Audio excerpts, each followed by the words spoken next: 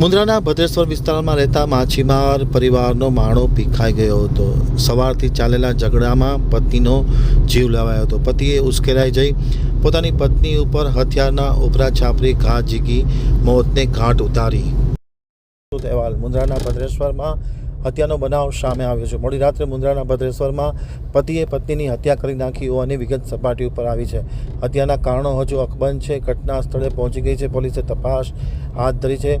પરિવાર માછીમાર વ્યવસાય સાથે સંકળાયેલો હતો. મુન્દ્રાના ભદ્રેશ્વર વિસ્તારમાં રહેતા પતિએ પોતાની આધેડ પત્નીની હત્યા કરી નાખી છે. કયા કારણોસર હત્યા થઈ તે જાણવા મળ્યું નથી, પરંતુ સવારથી ઝઘડા ચાલતા હતા. ઝઘડામાં ઉશ્કેરાયેલા પતિએ પોતાની પત્ની ઉપર હથિયારના ઘા ઝીકી અને હત્યા કરી નાખી છે. તાત્કાલિક અસરથી પોલીસે પતિની ધરપકડ કરી ધોરણસરની કાર્યવાહી હાથ ધરી છે.